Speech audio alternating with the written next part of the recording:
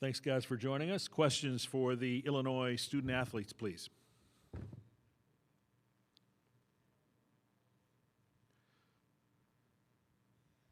KJ, Joey Wright at the Champaign News-Gazette. Just curious, what have you heard from friends, family back home in Lithuania over the last few weeks going into the NCAA tournament here?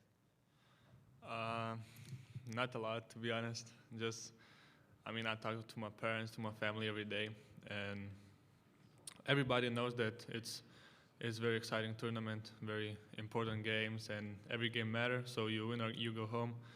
So I only got more motivation to play in this tournament. Teague, Chicago State of Mind Sports, Trey. Just a question for you. It seems like you and Kylan have really embraced the leadership role. Just wanted to know how Coach Underwood has kind of helped you embrace that and kind of dig into that a little bit.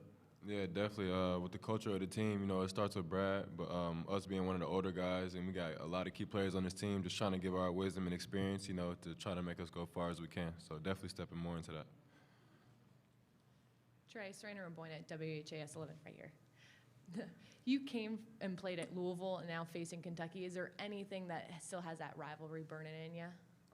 Not really. It's just another game for us that's a must-win for us. We're not trying to look too far ahead or get worried about any other team. Really just standing on our principles, and we try to get those looks each game. Tomasoff, Steve McGargy, Associated Press. What drew you to Illinois in the first place when you decided to come here from going overseas? I would say a huge part of that was assistant coach Orlando, and just the program itself.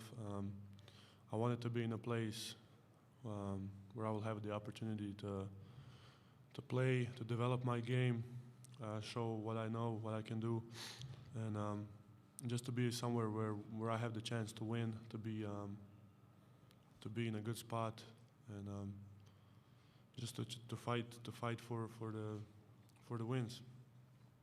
KJ or Tommy, just to follow up on earlier, Brad talked about yesterday how you guys have played in big games before back home overseas. I guess how do these games specifically kind of compare to some of those big stages you've been on back home? So I think we both played pretty important games back in Europe, but every game is different. Every game matters, and especially here in March Madness, every detail matters in the game.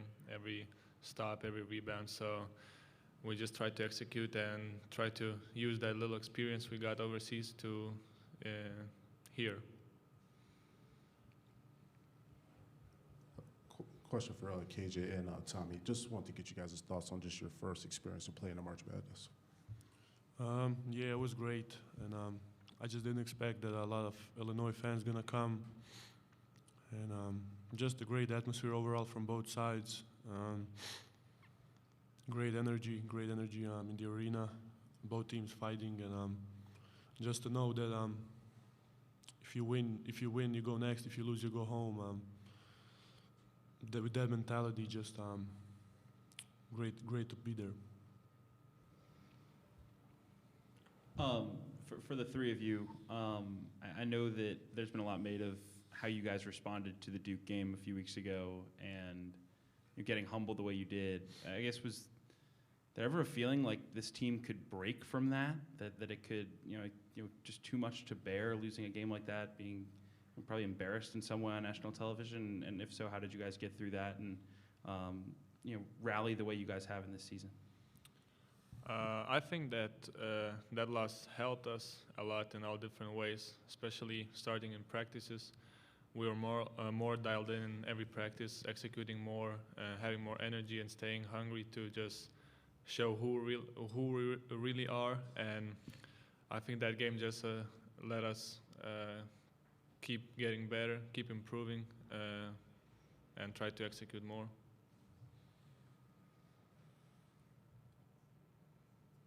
Just one for the three of you quickly.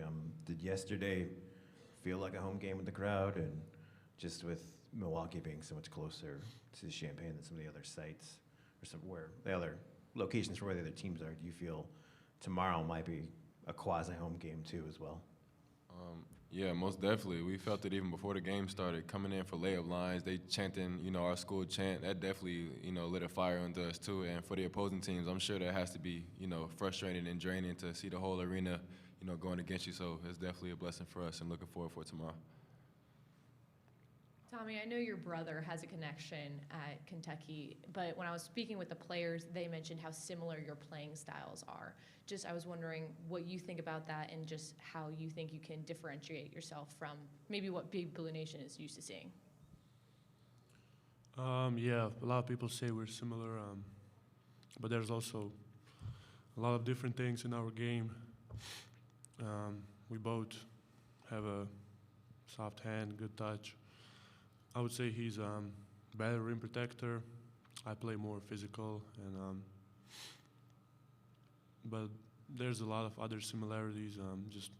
We moved similarly on the court, and but I would say the main differences are his defense and being able to block more shots, to be more present at the rim, and from my side just to play more in low post, be more physical on that end.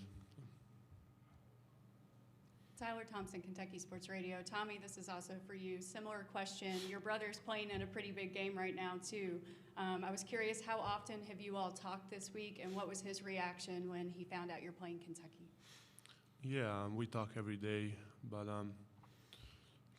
I wouldn't say his reaction was anything special.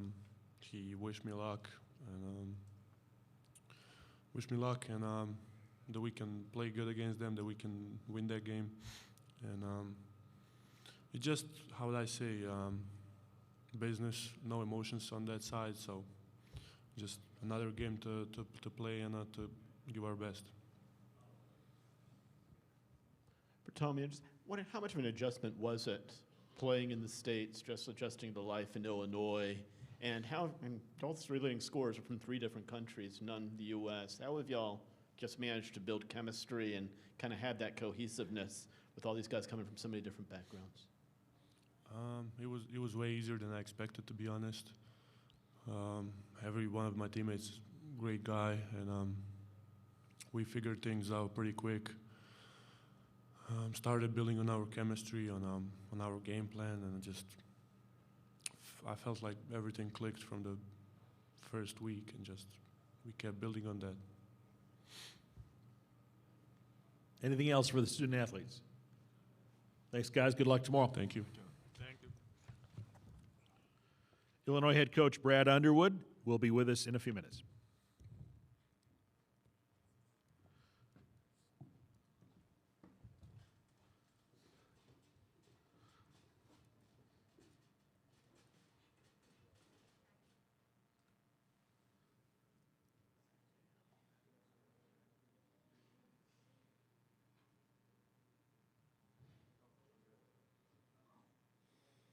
Coach. Careful. Careful. Joined now by Illinois head coach Brad Underwood. They face Kentucky tomorrow at 4:15. Questions, please. Brian Teague, Chicago State of Mind Sports.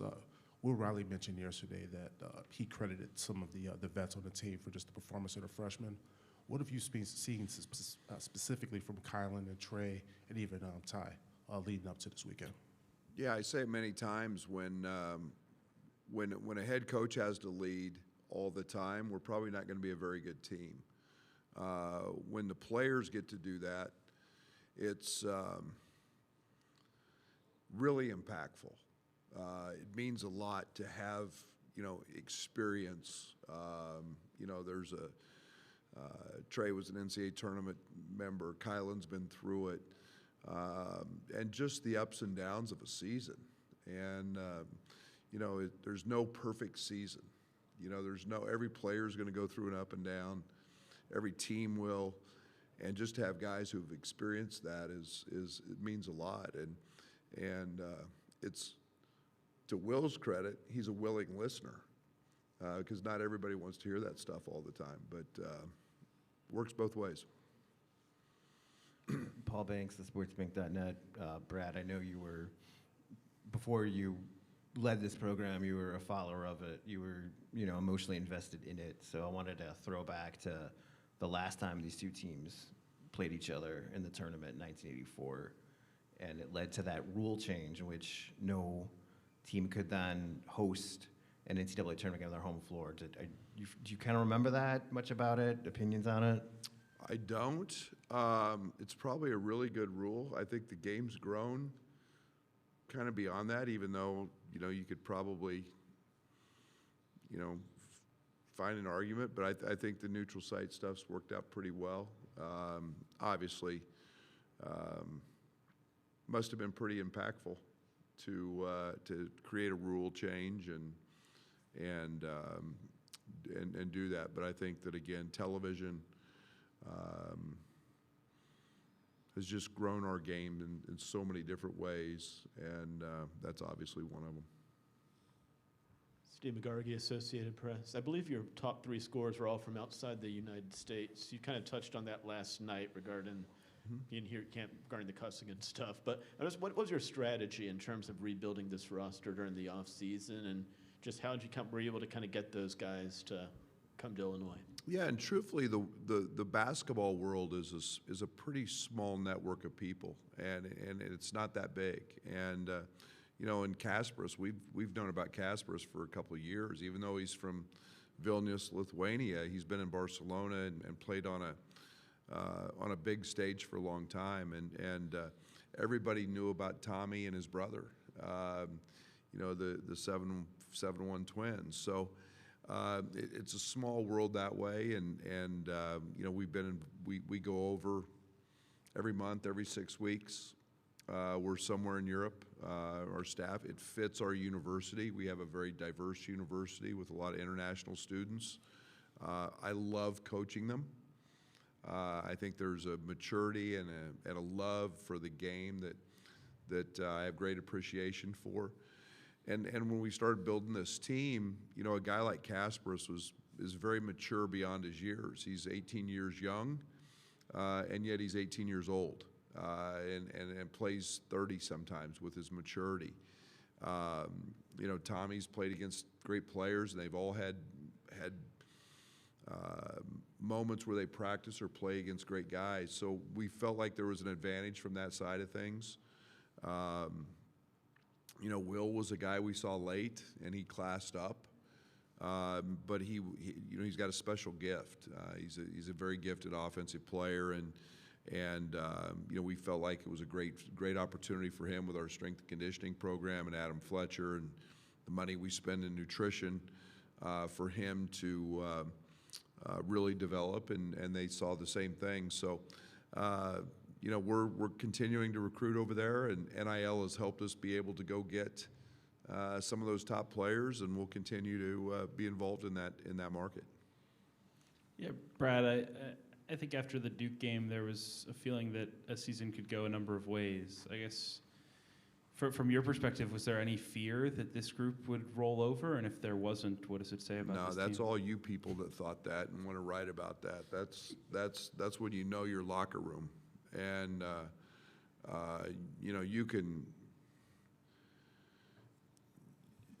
you had to know what, you guys look at results. I look at what led up to all of that.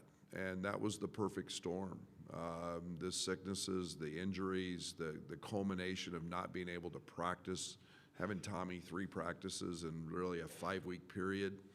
But I never doubted their character, their resilience, their want to, and then it was, in hindsight, maybe I wish I had made some of our defensive changes earlier, but I couldn't because we didn't have Tommy, and I didn't. But I think everybody else, wanted to write about all of that, but I not for 1 second did I ever doubt that. I knew we were the team that had played a lot of really quality opponents very well throughout the year and won a lot of games. Is it hard to identify that type of spirit and mentality in recruiting? I mean, I imagine you've talked a lot about how much these guys love basketball, how competitive they are. I guess how do you evaluate that and know that you have a group that will be ready to get up off the mat over and over again? Well, one, we personality test. So everybody in our program that comes into our program, we're going to test them before that. But again, it's a priority for us: competitiveness, teamwork, willing to work, not afraid of it. You know, those traits are really, really important to us. We've probably turned down as many guys as we take because of the results of some of those things. Willing to sacrifice, be a great teammate, all those things play into the recruiting process for us.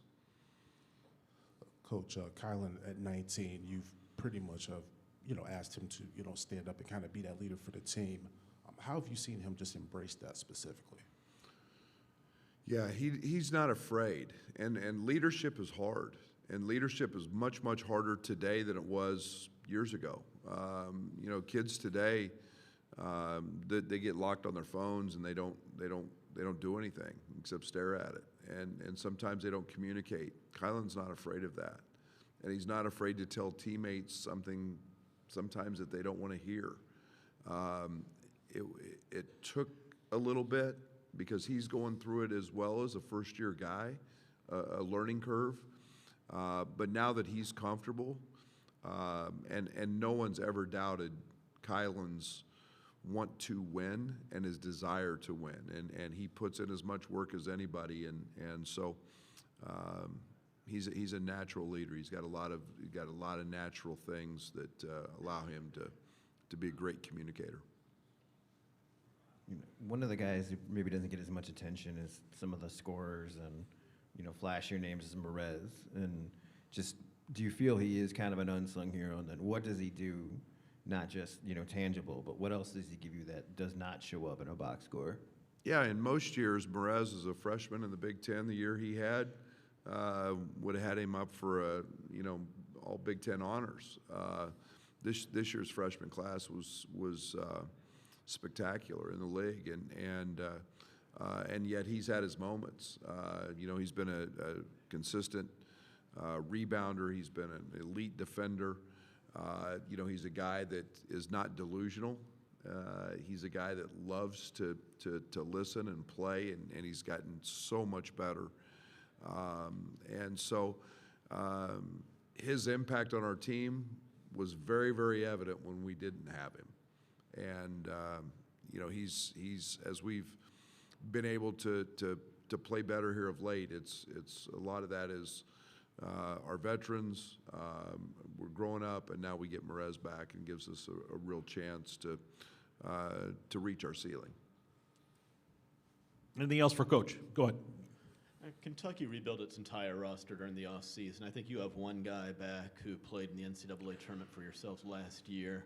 How much is that kind of a testament to just this era of college basketball? Is it a little easier now to rebuild, or to kind of rebuild on the fly if necessary? Or? Yeah.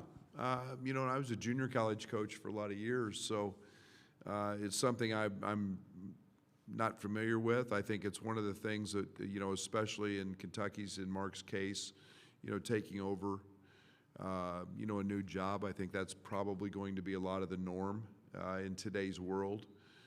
With new opportunities and having to rebuild a roster. But when you've got a storied program, and Mark had success at BYU, those things will fall into place, and he's done a tremendous job of putting that roster together and finding a way to play that he's very comfortable coaching, and they're very good at it.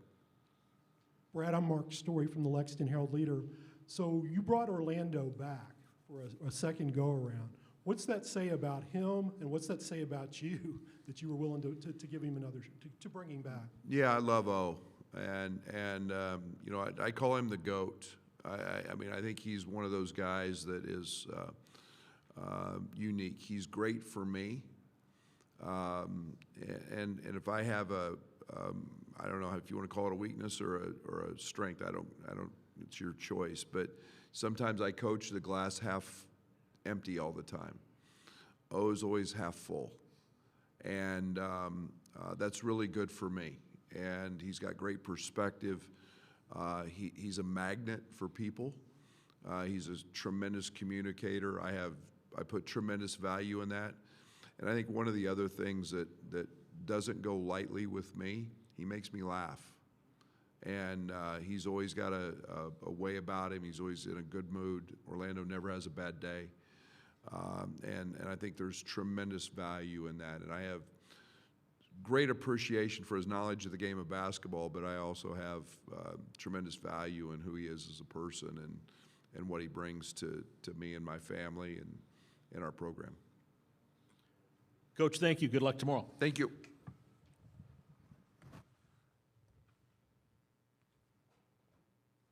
And a reminder that Hammond Communications posting recordings of these press conferences in the NCAA